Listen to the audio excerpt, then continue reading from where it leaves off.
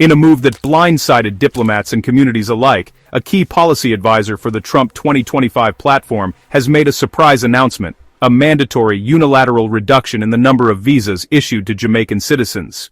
This is not a temporary freeze. What's unfolding is a deliberate, far-reaching policy shift that will have lasting consequences for thousands of Jamaican families. The government's decision is not a reaction to a short-term crisis or a fleeting political moment. Instead, it's a calculated move, the result of months of internal discussions, policy reviews, and strategic planning sessions at the highest levels of government. The tone at the U.S. Embassy is somber, and the air is thick with uncertainty as families gather, hoping for answers that may not come for years. It's a planned, systemic cut, one that's been mapped out in detail with the intention of fundamentally reshaping the landscape of legal immigration from Jamaica to the United States. The policy is not just about slowing down the process, it's about redefining who gets to come, when, and under what circumstances. The empty visa interview rooms and the closed doors at immigration offices are not temporary inconveniences. They are the new normal, signaling a dramatic shift in the way the U.S. government approaches family-based immigration. For many, the rejection stamp is not just a denial of paperwork, but a denial of dreams, opportunities, and reunification with loved ones. The announcement specifies a three-pronged approach, each prong designed to reinforce the others and ensure that the new restrictions are both comprehensive and difficult to reverse. The first prong focuses on immediate, quantifiable reductions in visa numbers. The second prong introduces new eligibility criteria, making it harder for applicants to qualify. The third prong involves increased scrutiny and oversight, with additional layers of review and documentation required at every stage of the process. Together, these measures form a robust framework that will be difficult to dismantle, even if future administrations seek to reverse course. The government spokesperson standing at the podium outlines the plan with clinical precision, emphasizing the need for orderly and secure migration, while sidestepping the human cost of these changes.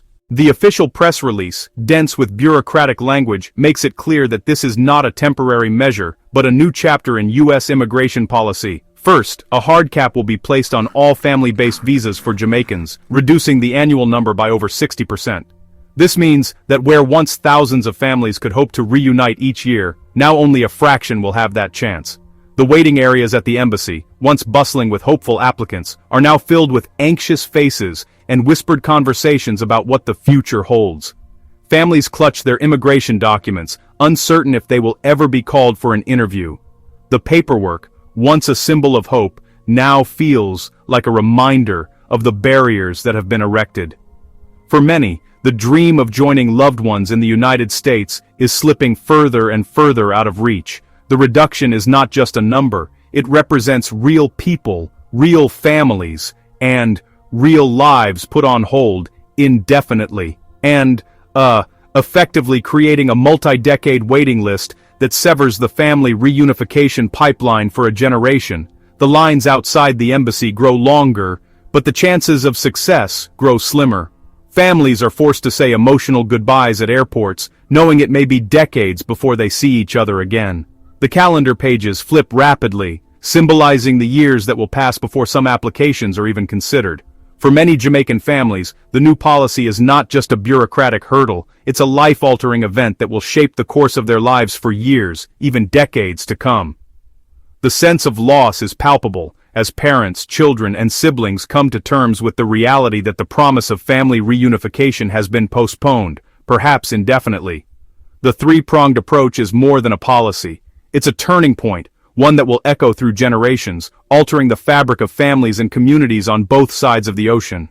Second, the H-2A and H-2B seasonal work visas have long served as a vital lifeline for Jamaica's rural economy, providing thousands of jobs to men and women who travel to the United States each year to work in agriculture, landscaping, and hospitality. These programs are not just about employment, they are about hope, opportunity, and the ability for families in Jamaica's countryside to build a better future. For decades, these visas have allowed rural Jamaicans to earn wages far higher than what is typically available at home, and to send remittances back to their communities.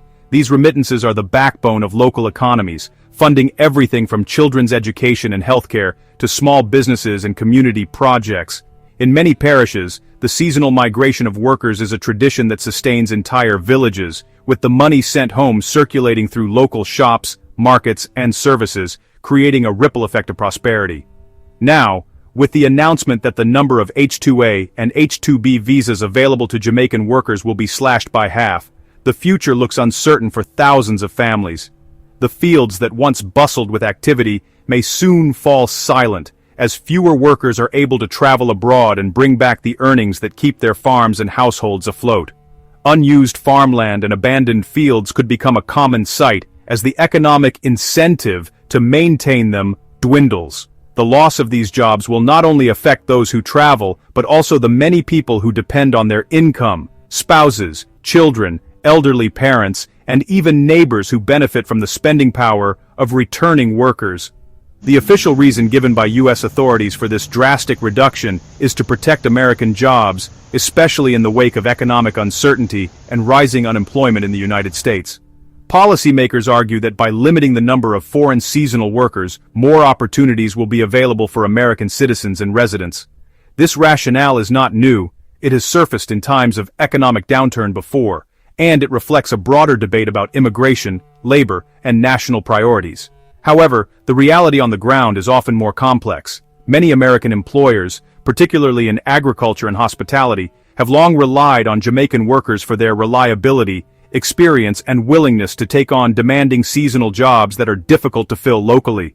The sudden reduction in visas may leave some U.S. businesses struggling to find enough workers, even as it leaves Jamaican families without their primary source of income. For the rural parishes of Jamaica, the impact will be devastating.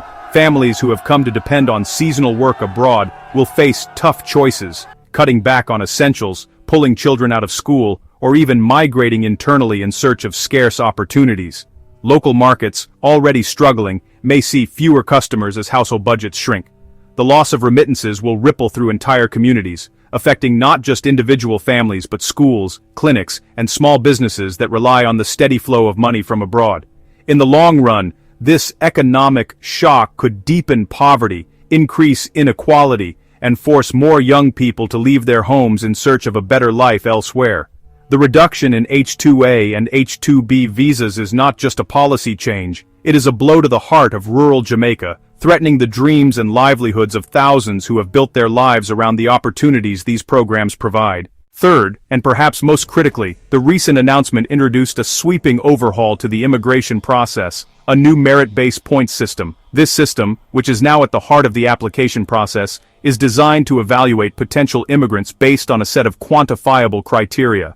At first glance, it might seem like a fair and objective way to select candidates, but a closer look reveals a system that heavily favors certain groups over others. The categories that receive the most points are youth, extreme wealth, and advanced educational attainment, specifically those holding PhD-level degrees or equivalent qualifications. For many, these criteria might seem logical, even aspirational.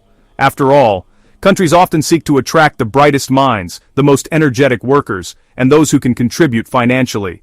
However, the reality for the vast majority of Jamaican applicants is starkly different. Most Jamaicans do not have access to the resources required to obtain a PhD, nor do they possess the kind of wealth that would earn them top marks in this new system. The average Jamaican family, whether living in the bustling streets of Kingston or the quiet rural parishes, faces significant barriers to higher education and wealth accumulation. The new system, therefore, systematically disadvantages the vast majority of the Jamaican applicant pool, making it nearly impossible for ordinary citizens to qualify. The implementation of this merit-based points system marks a fundamental shift in the philosophy of immigration. No longer is the process about providing opportunities to those seeking a better life, or about reuniting families separated by borders. Instead, it has become a competition, one where only the most privileged, the most educated, and the most affluent stand a real chance of success. This redefinition of who is considered desirable as an immigrant has far-reaching consequences. It sends a clear message: unless you fit a very narrow profile, your dreams of immigrating are likely to be dashed before you even begin. For many Jamaicans, this means that the doors to opportunity are closing, not because of a lack of ambition or ability, but because of circumstances beyond their control. Across Jamaica, the reaction has been one of concern and disappointment.